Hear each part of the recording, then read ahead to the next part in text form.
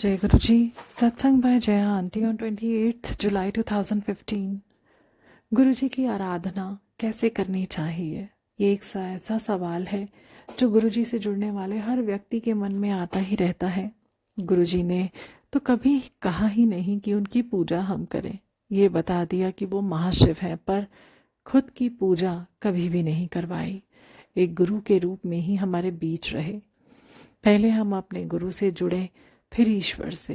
यदि उन्होंने अपने को ईश्वर बता दिया होता तो हम वही सब करना शुरू कर देते जो सदियों से ईश्वर को लुभाने के लिए करते आ रहे हैं। पूजा, कर्मकांड, उपवास आदि आदि। इतना ही नहीं, फिर वो व्यापार। जैसे हम 16 सोमवार आएंगे तो आपको हमारी ये मनोरथ पूरी करनी होगी, शुरू कर देते। इतना चढ़ावा देंगे। हम सब इन्हीं कर्म कांडों में तो उलझे रहते हैं और आत्मबोध से बिल्कुल अछूते ही रह जाते हैं। कोई विरला ही आध्यात्मिक यात्रा की बात करता, पर गुरु के रूप में साक्षात शिव ने हमें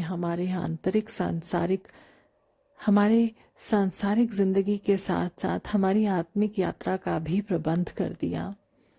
जब हम कहते हैं कि गुरु जी से डायरेक्ट कांटेक्ट बनाओ, वो क्या है? आत्मा की परमात्मा से बातचीत। हम जितने एकाग्र होकर गुरुजी से जुड़ने की कोशिश करेंगे, उतना ही हमें उनका मैसेज समझ आएगा। हमारी आत्मा जब इन सिग्नल्स को समझने लगती है तो शुरू हो जाती है हमारी आध्यात्मिक यात्रा। गति कम हो सकती है, पर अब ये रुकेगी कभी भी नहीं।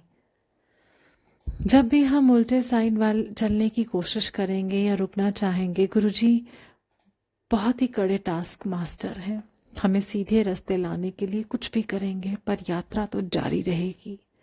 हर इंसान दूसरे से अलग है और ये हमारे रचयिता को मालूम है।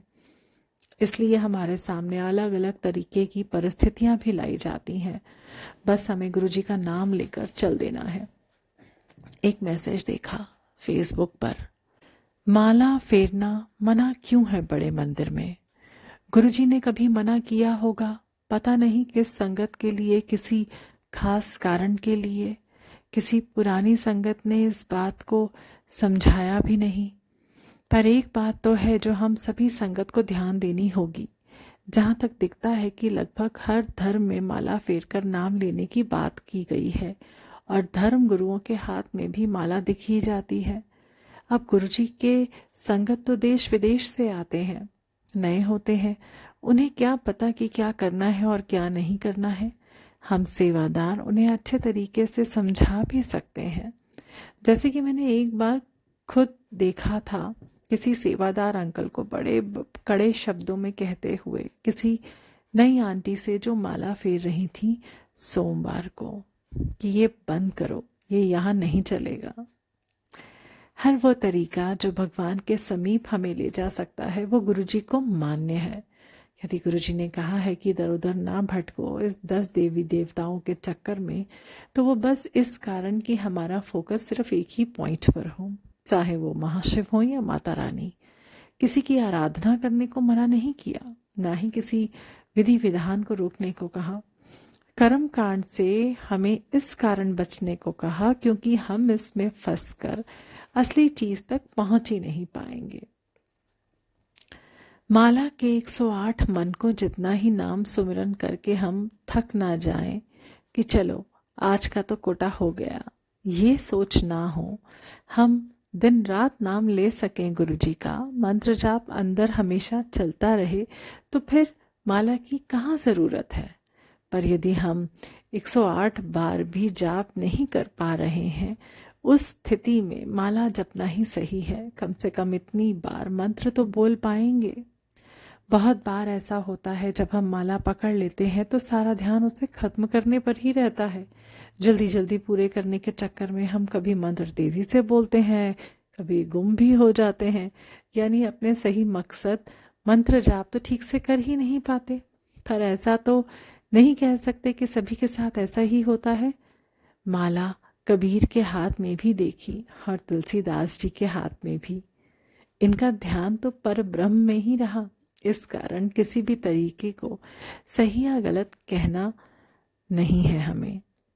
जो जैसे भी ध्याए, मंजिल तो सबकी एक ही है।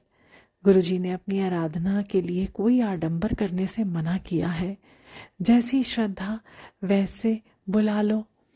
हम संगत जो कई जगह पर सेवादार का रोल प्ले करते हैं, हमें ध्यान देना होगा कि हमारे बताए तरीके के कारण कोई नया आडंबर तो नहीं पनप रहा। हम किसी नए धर्म या कर्म कांड को पैदा करने की कोशिश तो नहीं कर रहे हैं। आज हम सारे धर्म वाले गुरुजी के शरण में इतने निश्चिंत रहते हैं कि कहीं और जाने की जरूरत ही नहीं समझते, क्योंकि ईश्वर का शुद्ध रूप गुरुजी में ही पा जाते हैं। ईश्वर को किसी कमरे में बंद नहीं देखते, अपने आस पास पाते हैं। ईश्वर तो सदा ही हमारी आत्मा में वास करता है, हमेशा अपने भक्तों की पुकार पर आते ही हैं। पर ये सब सिर्फ पढ़ा या सुना था, गुरुजी ने तो प्रैक्टिकल करके दिखाते हैं। हम कलयुगी मनुष्य सिर्फ उनके हमारे बीच होने की कल्पना भी करते हैं तो वो अपनी प्रेजेंस दिखा देते हैं, सिर्फ ये बताने के लिए कि आज भी ईश्वर हैं और हमारे हर अच्छे और बुरे काम को देख रहे हैं। हम खुद को सही करें या गलत, ये हम ही काटेंगे।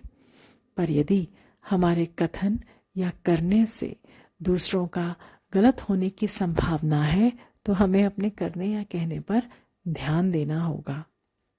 बस ऐसी नीयत बना लें। गुरुजी को हमारी नीयत से ही पता चल जाता है।